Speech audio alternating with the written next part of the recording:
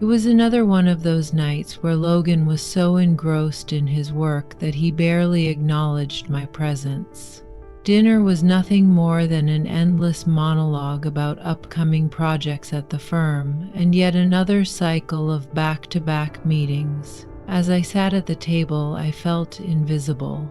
I'd been that way to him for years now. It had become our routine, but tonight something felt different. A small stirring deep inside me, something I couldn't quite ignore. Nathan, Logan's son from his first marriage, my stepson. The moment his name crossed my mind, a heavy weight pressed against my chest. My eyes, as if moving on their own, drifted toward the dim light spilling into the hallway. That room, just a few days ago. I didn't even want to think about it, but I did. Every detail played in my mind like an inescapable loop. Logan had no idea, of course. He was too wrapped up in his company, too busy handling Ava's teenage outbursts, drowning in the chaos of his own world to notice what was happening right under his nose. But Nathan was different. He carried a presence, a quiet intensity that lingered in every room he entered. His eyes, they made me feel seen in a way I hadn't been in years. It was intoxicating. It was terrifying. From the living room, Logan's monotonous voice droned on. I gripped my wine glass tighter, barely registering a word he said. My gaze wandered back to the hallway, to the shifting shadows, to the flickering light that reignited every memory I had tried to suppress. What had happened with Nathan? It was wrong. I knew that. But I couldn't run from the way I felt. Emma, are you even listening? Logan's voice snapped me back to reality as his glass slammed against the table. I turned to him, forcing a smile. Yes, Logan, I said smoothly, but I wasn't really hearing him. The only sound that filled my ears was the pounding of my own heart. Something was shifting. I could feel it, deep in my bones. A storm was brewing in this house, and once it hit, nothing would be the same. Logan continued rattling off numbers and names, shuffling through the papers sprawled across the table, oblivious to the tension in the air. You understand how important this deal is for us, don't you? He asked, his eyes briefly meeting mine. I nodded. Of course, Logan, I know. But I didn't know. I didn't care. The only thing I knew was how empty this house felt, how alone I was in my own marriage, and how Logan hadn't even noticed. My eyes drifted to the other end of the table where Ava sat, our little girl, 13 years old, blissfully unaware. She looked exhausted, her eyelids heavy. Come on, sweetheart, let's get you to bed, I said softly. Ava mumbled a quick goodnight to her father before standing up. I held her hand as we walked to her room, tucking her in and brushing her hair back gently. My eyes lingered on her peaceful face. Good night, my angel, I whispered, pressing a kiss to her forehead before stepping out of the room. As soon as I was back in the hallway, the weight in my chest returned. Leaving Logan under the bright lights of the living room, I made my way to my own bedroom, closing the door behind me. And in the quiet, I let myself feel everything I had been suppressing. Because I knew the storm was coming, and when it arrived, it would change everything. But the moment I shut the door, that overwhelming guilt clawed its way back to the surface. My breathing quickened, and as I caught my reflection in the mirror, I flinched at the expression on my face. Nathan, Logan's son from his first marriage, was 22, young, strong, and so full of confidence it was almost intimidating. That moment a few nights ago when it all began played on a loop in my mind, no matter how much I tried to push it away. That day, Nathan had mentioned wanting to go to the beach. Logan, as usual, was too busy with work and barely looked up when he turned to me and said, "Emma, why don't you go with Nathan? Keep him company." I was about to protest, but Logan cut me off. "It'll be a nice change for you. Drop Ava off at school and then head to the beach. My son could use a bit of support." Nathan, meanwhile, stood there with his trademark smirk. "Come on, Emma. If you don't want to, just say so. I can go alone." His voice carried the usual challenge, daring me to refuse. On the way to the beach, after dropping Ava off at school, Nathan sat silently in the passenger seat. But even his silence felt heavy, loaded with an unspoken tension. His presence, his scent, it was all too much for me. When we arrived, the sun was high in the sky, its heat pricking my skin like tiny needles. I spread out a towel on the sand and pulled a bottle of sunscreen from my bag, a flicker of worry crossing my face. My skin was sensitive, and even a few unprotected minutes in the sun could leave me burned. Nathan pulled off his shirt and stretched out on the sand, his muscular back catching my eye. His relaxed demeanor was impossible to ignore. "You should try to relax, Emma. Isn't this supposed to feel like a mini vacation?" he asked, squinting at me with a sly grin. "Relaxing in the sun isn't exactly my thing," I shot back sarcastically. I shook the bottle of sunscreen in my hand, knowing I needed to apply it to my back. Normally, Logan would help with this. I deliberately looked away from Nathan, trying to avoid his gaze, but his voice stopped me in my tracks. "I can help you if you want," he offered. His tone was calm, almost serious, but there was a spark in his eyes that was impossible to ignore.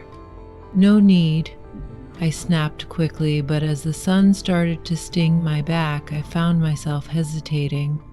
Finally, with a reluctant sigh, I turned to him. "Fine, but just my back," I said, emphasizing each word carefully. Nathan sat beside me, a faint smirk playing on his lips. He took the sunscreen, and the moment his hands touched my skin, a shiver ran through me. His fingers were gentle but firm, moving steadily across my back. My breathing quickened with every stroke of his hands. "I need to go a little lower," he murmured, his voice low, almost a whisper. "Nathan, that's enough. You've done enough," I said, but my voice trembled as his fingers ventured closer to my lower back. Instinctively, I pulled away. He, however, had already shifted back. All right. Just making sure you're protected," he said, his tone far too casual, too easygoing. It felt like he was pushing the boundaries of what could still be considered innocent. When he was done, I quickly muttered a "thank you" and wrapped a towel over my shoulders. But even then, it didn't feel like a normal day at the beach. Nathan's gaze was on me. I could feel it. I avoided meeting his eyes, but the silence between us became almost unbearable. "Emma," he said after a moment. The way he said my name struck a chord deep inside me. "You've got sensitive skin, huh? You really should be more careful." I turned away, unsure how to respond.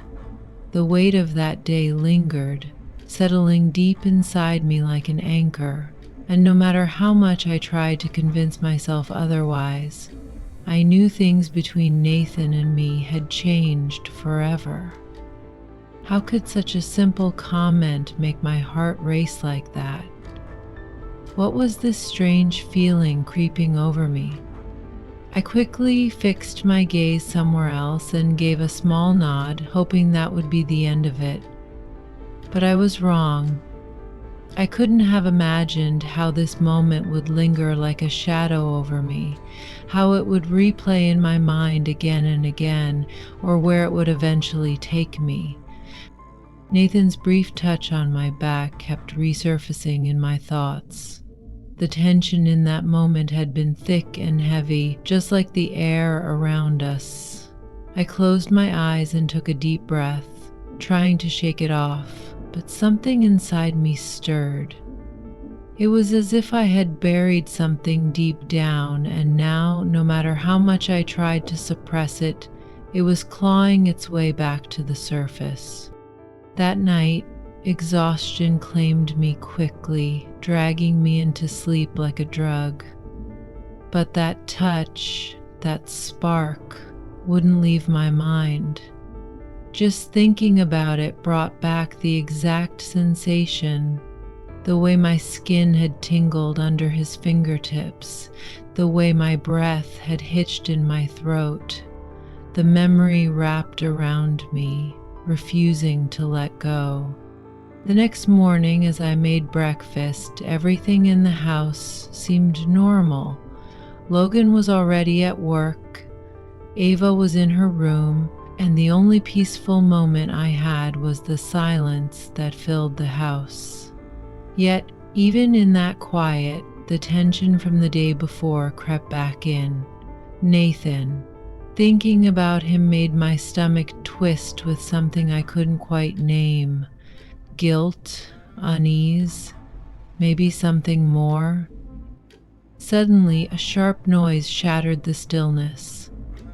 Nathan's yell, a cry of pain. My heart leaped into my throat as I rushed toward the bathroom. When I got there, I found him on the floor, his hands splayed out to steady himself. He had slipped on the wet tiles, and the shock in his eyes was clear, mingled with pain. "Nathan," I called out, dropping to my knees beside him. "What happened? Are you okay?" He exhaled sharply, wincing.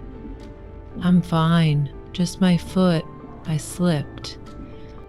But his voice trembled slightly, betraying the pain he was trying so hard to conceal. Without hesitation, I helped him to his feet, guiding him carefully to his room. He leaned against me as I settled him onto the bed, propping his head against the pillow. His breathing was uneven, but he refused to close his eyes. "Are you really okay?" I asked again, my concern evident in my voice. Nathan nodded, but I could see the way he clenched his jaw, the way his fingers dug into the blanket. He was trying too hard to pretend everything was fine. For a while, neither of us spoke. The silence between us was thick, charged, and unsettling. And then, as if drawn by some invisible force, our eyes met. My heart started pounding. We were so close. I could hear his breathing, feel the warmth of him just inches away. Something shifted in that moment. The fine line between us, whatever had kept things from crossing into something more, it vanished. I couldn't explain it, couldn't understand why, but something had undeniably changed. "Emma," he said softly. My name slipped from his lips like it carried a weight of its own, but he didn't say anything else. His eyes, however, spoke volumes. I knew I had to make a choice. I had to move, to look away, to break whatever spell had settled between us. But for what felt like minutes, I couldn't. Finally, I took a slow, steadying breath. "Take it slow, Nathan," I murmured, carefully lifting his foot to check for swelling. My hands trembled slightly, not just from nerves, but from something deeper, something I didn't want to name. Guilt. excitement, fear. It was all there, tangled together, and I felt like I was drowning in it. As I wrapped his injured foot, Nathan's expression softened. The pain in his face was replaced by something else, something unreadable. The tension in the room thickened, stretching between us like an unspoken truth neither of us dared to acknowledge. In that moment, I realized that what I was feeling wasn't just about worry. It wasn't just about making sure he was okay. It was about the way my hands lingered longer than they should have, the way his eyes watched me with something close to understanding. And in the silence that followed, I knew things would never be the same again. Nathan closed his eyes and let out a slow, measured breath. "Emma," he whispered again, but this time there was something different in his voice. Something unspoken, something undeniable. There was something heavy in his voice, something meaningful. My eyes remained locked on him, and then he spoke the words that sent a shiver down my spine. "I can't understand why my dad doesn't spend time with a woman like you," Nathan said, his voice low, tinged with sadness. "You're beautiful and lonely." He stepped closer, so close that his nose was almost touching mine. "But me, I've been drawn to you for a long time." For a second I froze. My heart pounded so hard it felt like it was lodged in my throat. My eyes stayed fixed on him, wide with shock and indecision. Inside me, chaos swirled, every word he had just spoken stirring something deep within me. And then, without warning, Nathan leaned in and brushed a soft kiss against my lips. For a few seconds, the world stopped. Everything I felt was tangled, messy, undefined. That kiss, it was intoxicating, yet it carried an overwhelming weight of guilt. I hadn't even realized my eyes had closed until I struggled to find the courage to open them again. In that moment, I felt everything shifting, control slipping from my grasp. There was no going back now. I knew this would come with a cost. Nathan's kiss had shaken me to my core. Without thinking, I kissed him back. I didn't know how or why, but suddenly it was happening, and I couldn't make sense of it. Everything blurred together in a dizzying rush of emotions. My mind raced with questions. Why did I let this happen? Why couldn't I stop myself? My breathing quickened, my heart pounding harder. A warmth spread through my body, but alongside it came a deep, gnawing fear. Out of nowhere, I pulled away, my hands trembling. I grabbed my clothes and threw them on, my movements frantic. Without a second thought, I bolted out of the room and into the shower. The cold water hit me like a shock wave, sharp and relentless, as if I could wash everything away. As if I could erase the last few minutes, undo what had just happened. But no matter how freezing the water was, it couldn't shake the turmoil inside me. I stood under the stream, my breath shallow, my mind spiraling. When I finally returned to the room, the air was eerily still, as though everything had frozen over. Nathan was quiet, his expression unreadable. I didn't know what to say, didn't know how to face him, and so I didn't. That evening, while making dinner, I felt like I was going to collapse. I kept trying to focus, to push through, but the weight inside me overshadowed everything. It was as if the world had lost its meaning in an instant. No matter how much I tried to keep moving, My thoughts kept circling back to Nathan and what had happened. During dinner, I was like a ghost, merely going through the motions. Something was missing, something vital, but I couldn't pinpoint what it was. The emptiness inside me only grew, swallowing me whole. I barely tasted the food. I barely registered Logan's voice. Everything felt distant, blurred. At the end of the day, I crawled into bed next to Logan, hoping for a shred of peace. But even with him beside me, there was none. I couldn't forgive myself for what had happened. Regret twisted in my stomach, yet mixed with it was something even more confusing. A strange, tangled feeling I couldn't make sense of. Why did I secretly want it to happen again? I couldn't grasp it. I hated myself for it, but at the same time, I couldn't fully reject the memory, the feeling. I kept blaming myself, yet I couldn't deny the pull, the craving to relive that moment. I knew it was wrong, completely, utterly wrong, but my emotions and desires were overwhelming. No matter how hard I tried to push them away, I kept getting dragged back to that place. The effort was futile. My thoughts and feelings felt stronger than me. Lying there, wide awake, I was drowning in my own mind. Sleep refused to come. I tossed and turned, trying to quiet the storm inside me, but it was useless. The guilt, the longing, the confusion, it all waged war inside me.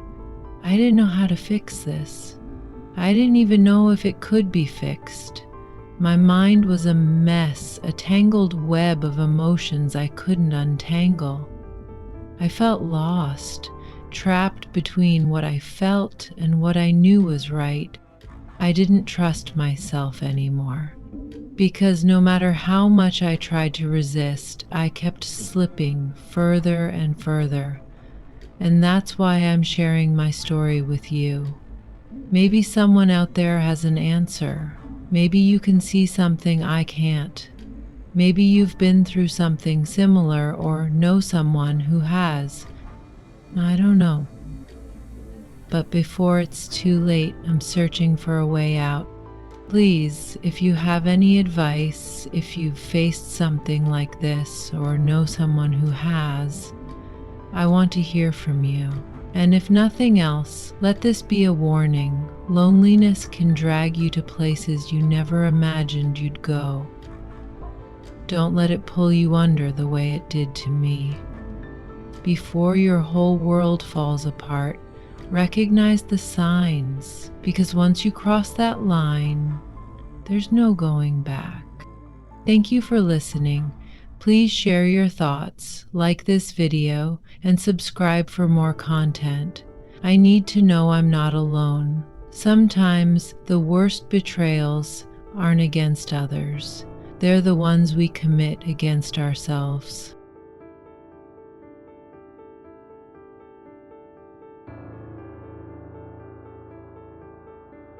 Some moments in life are so unexpected that they shatter everything you thought you knew. You hear stories, watch them unfold in movies, and think to yourself, that happens to other people, not to me. But then one day, reality proves you wrong. That day on the ranch, it changed my life forever. My name is Elaine. I'm 52 years old, and a few years ago I lost my husband, Robert. He was the love of my life, and his absence still aches like an unhealed wound. But life moves forward, and we do our best to keep up, or at least try. Luckily, my son Mia has been my anchor.